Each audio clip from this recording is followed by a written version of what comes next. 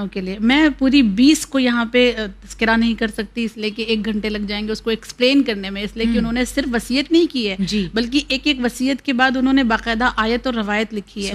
انشاءاللہ پھر کبھی موقع ملا تو صرف اس میں 2-3 باتوں کا اشارہ میں کر دوں. شیخ عباس قمی کہتے ہیں میں قصیدہ خان مدح خانوں سے وصیت کرتا ہوں کہ چند باتوں کا خیال رکھیں.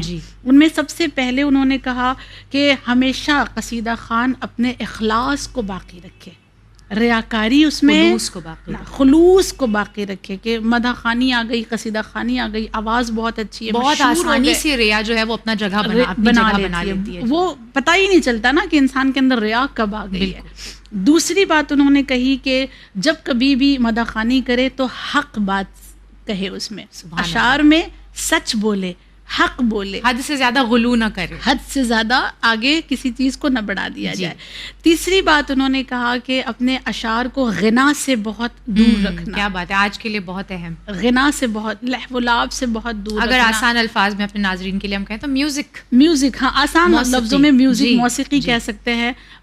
کچھ دن پہلے ہم آپس میں بیٹھے ہوئے تھے دوست, اور اس میں بات چل رہی تھی کہ جس طرح سے آج میوزک کے ساتھ قصیدہ آ رہا ہے یا نعت وغیرہ چل رہی ہے, ایک ہمارے عزیز دوست نے یہ بات کہی اسی بزم میں کہ ایسی میوزک ڈال دی گئی ہے کہ کچھ دنوں کے بعد غیر مسلمان اس قصیدہ کو لگا کے, اس قصیدے کو لگا کے ڈانس بھی کر سکتے ہیں. یعنی اس طرح سے ہمارے بہت افسوس کی بات ہے یہ بن چکی ہے. بے شک, لہٰذا یہ شیخ عباس قمی کی وصیت ان نوجوانوں کے لیے بہت زیادہ ضروری ہے کہ انہوں نے کہا کہ اپنے اشعار کو, اپنے قصیدے کو, اپنی مدح خوانی کو غنا سے بہت دور رکھنا. ختم کرنے کا سب سے آسان طریقہ یہ ہے کہ ہم اس کو سننا چھوڑ دیں, کیونکہ یہ بنائی تبھی جا رہی ہیں جب لوگ اس کو سن رہے ہیں, نہ صرف سن رہے ہیں بلکہ سراہ رہے ہیں. ہاں بالکل, نہ صرف یہ کہ سن رہے ہیں بلکہ اس کی بہت زیادہ تعریف کی جا رہی ہے, اس کو شیئر کیا جا رہا ہے اور ہر جگہ اس کو بجایا جا رہا ہے. اس لیے اگر اس کو ختم کرنا ہے تو چھوٹے پیمانے پر, مجھے یاد ہے میں نے کہیں پڑھا تھا کہ ہم کون سا فرق لا رہے ہیں, بڑا یا چھوٹا,